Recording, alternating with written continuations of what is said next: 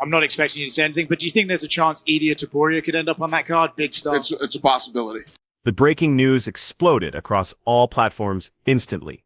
Every major MMA social media account posted identical information, case dismissed, terms favored, Topuria. He's returned to training, and he's targeting summer competition. Sherdog confirmed his summer comeback plans, and examining his working timeline, only one event makes logical sense for a return of this magnitude, and that event represents something unprecedented in UFC, or frankly, any sports history. The White House card represents the most significant event in UFC history. So yesterday, my team, they put together, we come up with a whole plan for production, how it's going to work. My head of production, Craig Borsari, has been working with the White House, for a couple months now, and they build this video rendering of like every tree that's on the property and all this stuff. It's exactly the way it is. We can literally the sun, how the sun will hit the seats at certain times, what it'll look like when it's dark. This is going to be so badass. The event, Topuria, is targeting transcends typical UFC programming. This isn't another standard numbered pay-per-view squeezed between fight night events on random Saturdays. This operates on a completely different scale from anything ever attempted in mixed martial arts. And that's genuinely accurate. The UFC White House card is scheduled for June 14th, 2026, on the South Lawn of the actual White House in Washington, D.C. Just pause and absorb that concept completely. A professional MMA event on White House grounds. Elite competition in the octagon with America's most iconic building as backdrop. That has literally never occurred in American sports history. Not for boxing, not for wrestling, not for any sport ever. Dana White is attempting to make this card the most loaded, most stacked, most championship-heavy fight night anyone has ever witnessed. The entire concept originated from President Trump, who proposed it publicly during a July 2025 rally. He wanted something massive, something patriotic, something matching the moment's scale. The moment is genuinely enormous. June 14th is Flag Day. It aligns perfectly with Trump's 81st birthday. The entire event celebrates America's semi-quincentennial, essentially the country's 250th anniversary. They initially discussed July 4th to maximize patriotic appeal, but June 14th became their final date, and the UFC has been completely committed to execution since the announcement. Dana White discussed the insane production complexity during his Pat McAfee interview. His team has been working directly with White House staff for months, ensuring every detail is perfected. And it's a one-of-one in our lifetime to be able to do something like that. And Pat, absolutely brilliant as usual by you to take your shot that night in the box. And for you and your team to come be a part of this, it's going to be something that you will never forget for the rest of your life. They're literally calculating sun positioning for every seat at every hour throughout the day. They've digitally rendered every tree on the property. That's the precision level we're discussing. White continued explaining how truly once-in-a-lifetime this opportunity represents. Do you have anything special planned for that? And when do you start putting that? We literally today. Matchmaking was today, and we started working on the first Paramount card today. I'm not expecting you to say anything, but do you think there's a chance Ilia Topuria could end up on that card? Big star. It's a possibility. White describes this event as completely one of one.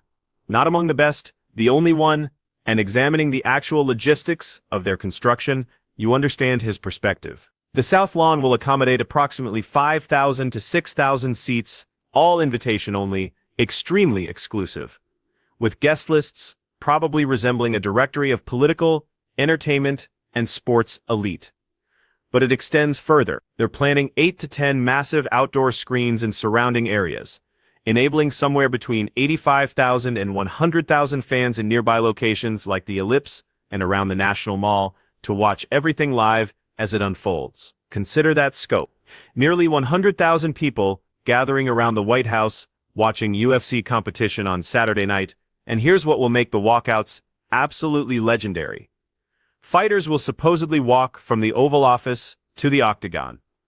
Just visualize that scene for a moment. A UFC champion walking through White House corridors, stepping onto the South Lawn, and approaching the cage with the entire world watching. They're also discussing weigh-ins at the Lincoln Memorial, fireworks over the DC skyline after fights, and potentially running a complete week-long UFC takeover of the city, with fan events, open workouts, and promotional activities scattered across major landmarks. It's not simply a fight card, it's a complete spectacle. Everything streams on Paramount+, the UFC's new broadcasting home after departing ESPN. Some preliminary fights will also air on regular CBS television to maximize viewership. The pay-per-view model is officially finished for UFC, and White explained why that's actually beneficial for fans during his McAfee appearance. Instead of spending $70 or $80 for every major card, you get everything for annual subscription price.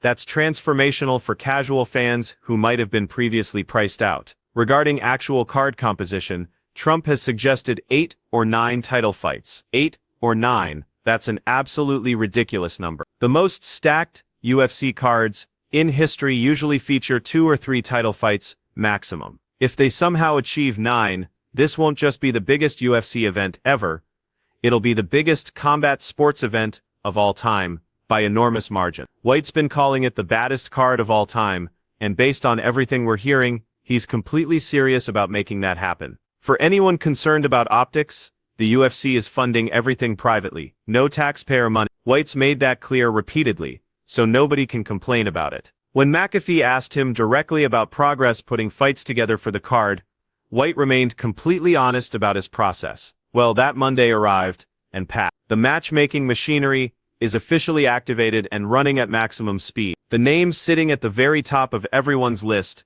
the fighters, the media, the insiders, the fans on social media, debating dream cards, is the guy who just settled his legal case and is already back throwing strikes in his Madrid gym, Ilia Topuria. There's one specific opponent that literally everyone on the planet is identifying as the guy who should be standing across from him on June 14th.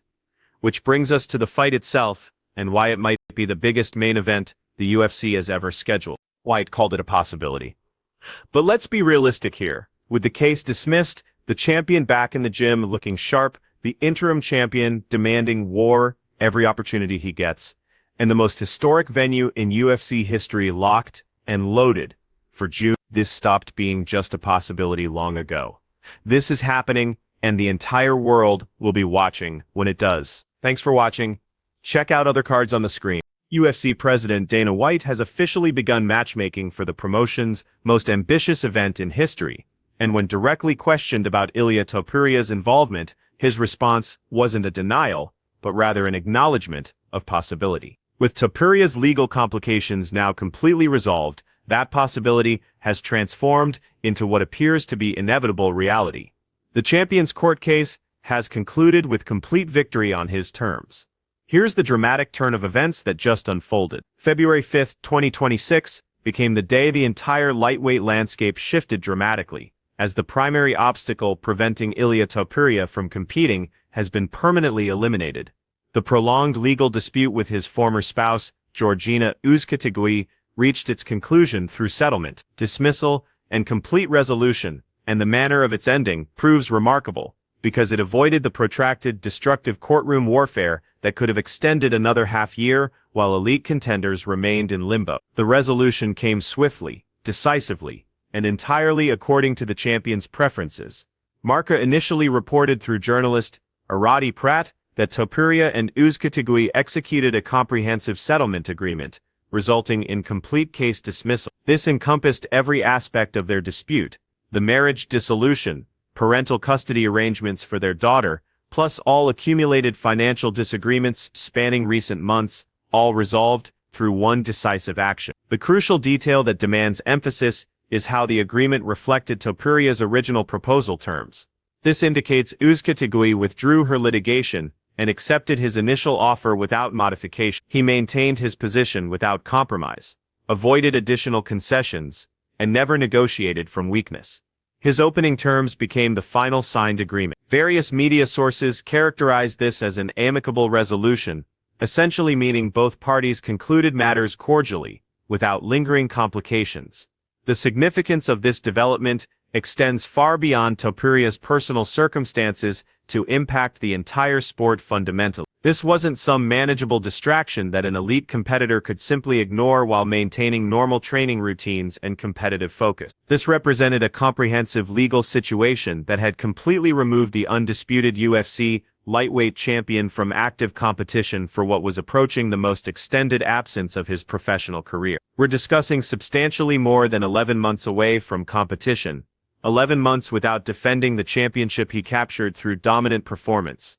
For someone like Topuria, who built his reputation through consistent activity, advancing through weight classes and confronting the most dangerous available opponents, never avoiding challenges and perpetually seeking greater tests, being forced into extended inactivity must have proven absolutely torturous. This competitor transitioned from featherweight champion to lightweight champion seamlessly, yet suddenly couldn't enter the octagon due to external circumstances beyond his control. The situation reportedly originated in 2025 when Topuria and Uzcategui separated, but subsequently escalated into something far more complex than anyone anticipated. Custody battles, financial disagreements, accusations flowing both directions, the type of complications that consume not just your time but your complete mental bandwidth. The mess became so severe that rumors circulated throughout MMA media, suggesting he'd listed his Madrid mansion for approximately $3.5 million because the divorce proceedings were allegedly depleting his finances and forcing asset liquidation,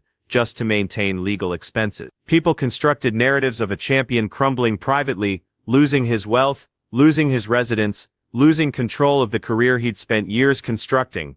However, every single one of those rumors proved completely and utterly fabricated. Topuria isn't liquidating anything. He's not relocating anywhere. The residence remains his, the training facility within it remains his, and he's already utilizing both to prepare for what follows next. TMZ Sports verified the settlement and reported Topuria's imminent octagon return. Yahoo Sports went further, describing it as complete victory for the champion. Honestly, examining how everything unfolded, that's precisely the accurate characteristic. He secured his desired settlement, on his preferred terms without any worst-case scenarios that people had speculated about for months, and he didn't waste even one day celebrating his legal triumph. Literally hours after news broke across every major outlet, Topuria posted Instagram training footage from his facility, captioning it with 3 words that sent shockwaves throughout the entire MMA universe: "The champ is." The video displayed him working out at his private residential setup in Madrid, and understand, this isn't some basic garage facility with a heavy bag and pull-up bar.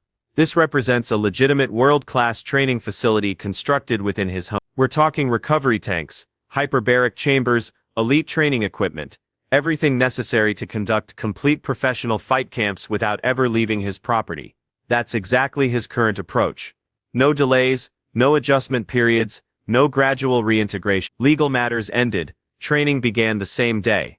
That's the mindset of a champion who's been anticipating this moment for nearly 12 months. ESPN Sports covered the court's decision, and immediately connected implications for the remaining lightweight division.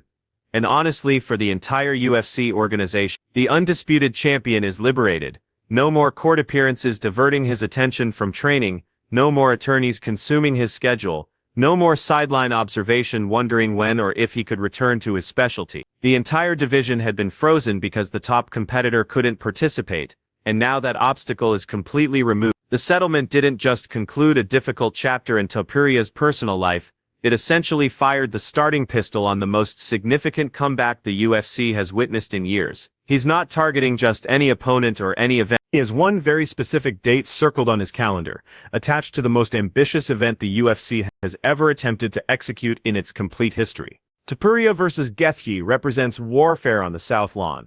If the White House card is the biggest stage the UFC has ever constructed, then the fight that everyone and their associates wants to see headline, it is pretty obvious at this point. Ilia Topuria vs. Justin Gethe for the undisputed lightweight championship.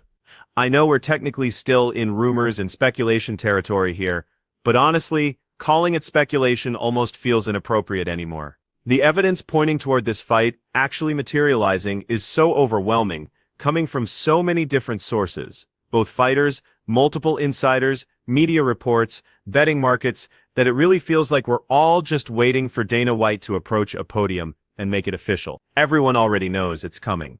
Let's examine what each competitor brings to this matchup. Starting with Topuria, This athlete is 17-0, 17 victories, 0 defeats. Never been beaten in his entire professional career. He won the vacant lightweight title by knocking out Charles Oliveira at UFC 317 back in June 2025. And that performance was so impressive, so clean, so completely dominant, that Dana White literally compared him to Muhammad Ali afterward. White called it some Ali-level stuff and said he did exactly what he said he's gonna do.